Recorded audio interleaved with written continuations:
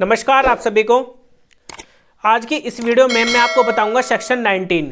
जो सेक्शन 19 है भारतीय न्याय संहिता में, ये बताता है कि अगर कोई पर्सन एक्ट करता है, कोई अपना एक्ट कर रहा है, लेकिन उसको पता है वो जो एक्ट कर रहा है वो एक क्राइम है, तो वो फिर भी कर रहा है, लेकिन वो विदाउट एनी क्रिमिनल इंटेंशन, वहां पर उसकी क्रिमिनल इंटेंशन नहीं है और वो गुड फेथ में वहां पर काम कर रहा है, तो उसको अपराध नहीं माना जाएगा। वो क्यों नहीं माना जाएगा, ये सेक्शन हमारा 19 बता रहा है भारतीय न्याय संहिता में।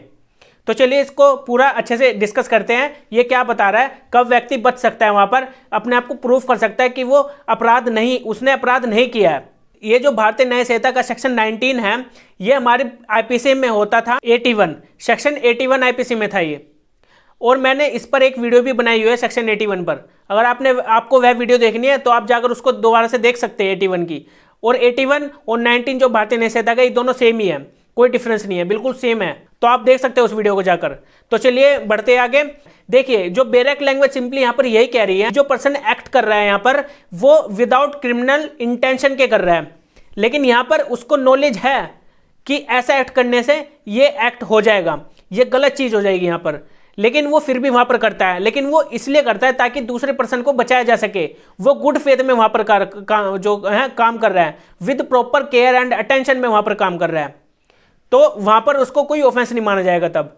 लेकिन अगर उसकी क्रिमिनल इंटेंशन है जरा सी भी वहां पर, तब उसको मान लिया जाएगा कि हाँ उसने ये ऑफेंस किया है। और लास्ट में इसमें यह भी बताया गया है कि वो किसी हार्म से बचाने की कोशिश कर रहा है। अगर वो किसी हार्म से बचाने की कोशिश कर रहा है, किसको, प्रॉपर्टी भी इंक्लूड की गई है यहाँ पर, और यहाँ पर पर्सन को भी इंक्लूड किया गया है, एक ह्यूमन बीइंग को भी इंक्लूड किया गया है। अगर किसी ह्यूमन बीइंग और या फिर किसी प्रॉपर्टी को बचाना है किसी हार्म से, तो वो यहाँ पर उस एक्ट को कर सकता है जो उसे पता है ऐसा करने से कोई ऐसा क्राइम हो जाएगा, लेकिन वो गुड फेथ में वहां पर काम कर रहा है। तो इसको मैं आपको एक एग्जाम्पल के तौर पर समझाने की कोशिश करता हूँ। एग्जाम्पल क्या है, एक पानी का जहाज है जिसको हम वसल भी बोलते हैं। पानी का जहाज समुद्र के बीच में चल रहा है, और जैसे सामने उसने देखा कि सामने एक बड़ी सी चट्टान है, अगर उससे टकरा गया जहाज, तो जो जितने भी पैसेंजर है पानी के जहाज में, जो वसल है, वसल के अंदर जितने भी पैसेंजर है, और जो उस पानी के जहाज में जो पैसेंजर थे वो कितने थे, वो 1000 थे, वहां पर 1000 मान लीजिए। तो वहां पर जो 1000 पैसेंजर थे उनकी वहां पर डेथ कॉज हो सकती थी, क्योंकि काफी गहरा समुद्र था और बिल्कुल समुद्र के बीचों बीच वहां पर जो चट्टान थी उससे टकराकर वो वहां पर डूब सकता था। तो उन सभी को बचाने के लिए जो उस जहाज का कैप्टन था वो उसको मोड़ने की कोशिश करता है दूसरी साइड में, लेकिन जो दूसरी डायरेक्शन में जाते तो दूसरी डायरेक्शन में एक बोट जारी होती है। उस बोट से बचाने के चक्कर में वो क्या करता है कैप्टन, वो उन्हीं के ऊपर चढ़ा देता है।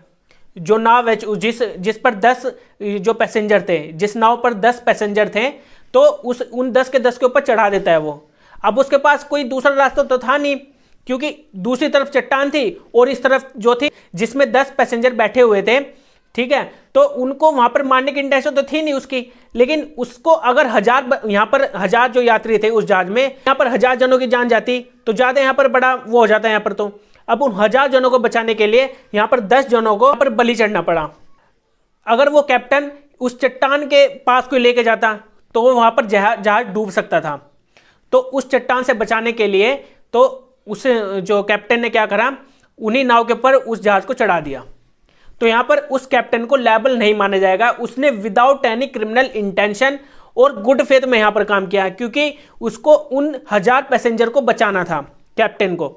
अगर वो उन 1000 पैसेंजर को नहीं बचा पाता तो जो वो 10 थे वहां पर वो तो बच ही जाते, लेकिन यहां पर 1000 व्यक्तियों की जान जाती। तो इसी चक्कर में उसने यहां पर एक अच्छा काम किया, तो उसको इसीलिए यहां पर लायबल नहीं ठहराया गया।